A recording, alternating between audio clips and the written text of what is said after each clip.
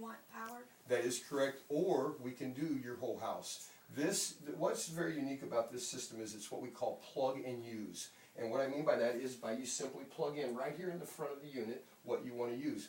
Or we can take a system and wire it right into a sub panel and make this outlet work, or make anything work. It's each individual So you preference. decide what you want. Whatever you want, we can make a system for your needs.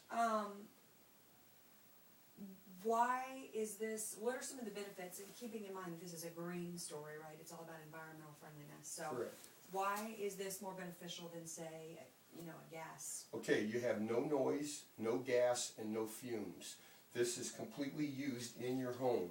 It doesn't have to sit outside. It doesn't make noise. It doesn't keep your neighbor up all night. If you have a power outage and you've got a little gas generator that runs off of gasoline, there's a lot of homeowners associations that won't even allow those because of the noise and the fumes that they emit. They're always putting out, carbon monoxide fumes. A lot of times during big ice storms, the gas stations run out of gas too. That's it. Very true. Very true. Yes, and if they don't have power, you can't pump gas anyhow. Right. He had a good point earlier. He asked me, he goes, I don't know how well that would work. I mean, how can you store up enough energy to power, what was yours? How does it, let me turn this off a second. How much power does it actually store, and how long does it last, and how many things can you plug into it?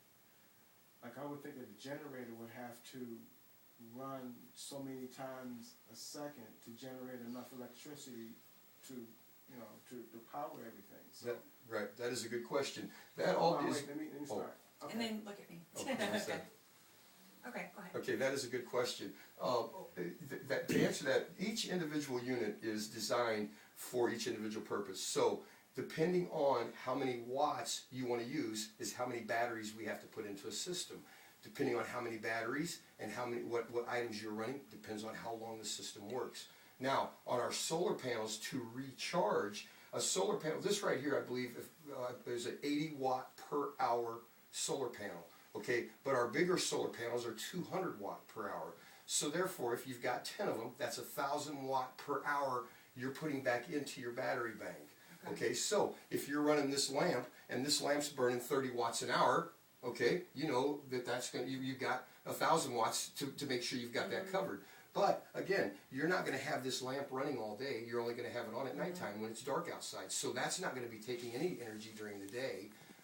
The TV, during the storm you might have that on quite a bit. But these new TVs today, and even the older ones, they don't take up that much wattage either. So it stores a lot of energy. Oh, yes ma'am, yes ma'am, it stores. And then when it gets low, how do you know when it's getting low?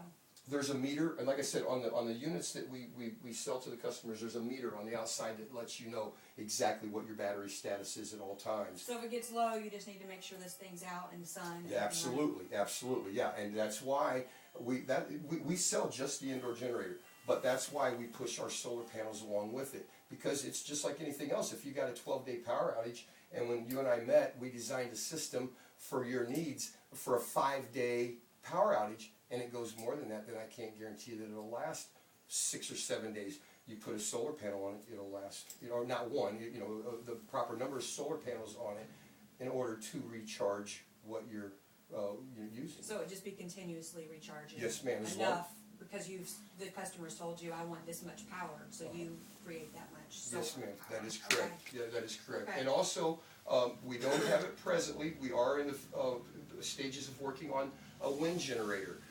That is also a big help, because sometimes when there's storms, you don't have a good effective sunlight.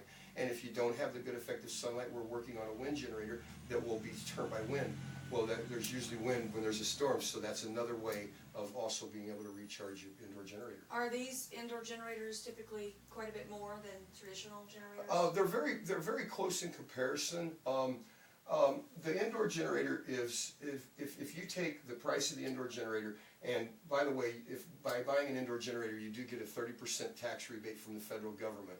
So by the time you take off that federal tax rebate from the government, you're in the same ballpark as a portable gas generator, real close, give or take a little bit. I mean, it depends on how extravagant you go with an indoor generator, or how extravagant you might go with a gas-powered Honda, Sure. Generator.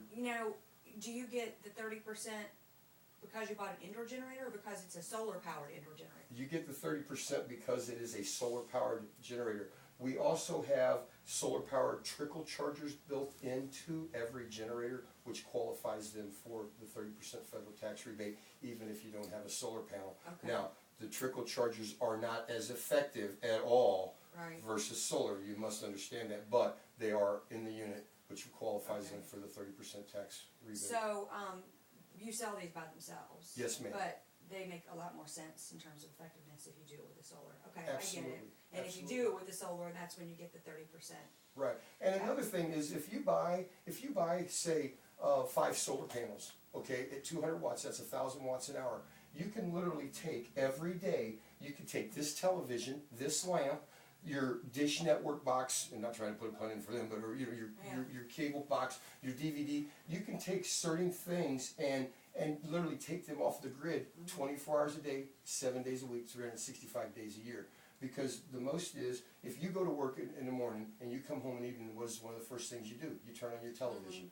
Okay, if you go out to dinner tonight, what is the thing you do? You turn on a lamp so you can see. Okay, these things are being used at nighttime only, for most families. Okay, so you use this in the evening when you get home from work and until you go to bed. Then tomorrow when you're back at work and you've got your solar panels out there, it's recharging it while you're at work. So when you get home that next evening, you got a full bank of power again. So even though it's a generator, it's kind of like just using solar to power your home. Absolutely, I mean, it's just, absolutely. yeah. And I tell you, that's a big thing. Going green is huge. It's on a lot of people's minds because of the rate increases that we get on our electricity bills. So it's not just about generator when the power goes out. You can use it Absolutely. every day. Absolutely. You Okay. can use it every day, but by using it every day, you're saving money, so therefore that defers the cost of the actual indoor generator. But you also have the peace of mind of the backup power when the storm does come through and take off your power. Okay, cool. Maybe I get him, you do a couple tight shots of him like unplugging every Right, day or whatever. Yeah. Let me He'll- get some. Okay, you can get some Yeah. shots here. Oh, one other thing I want to put on there is my website.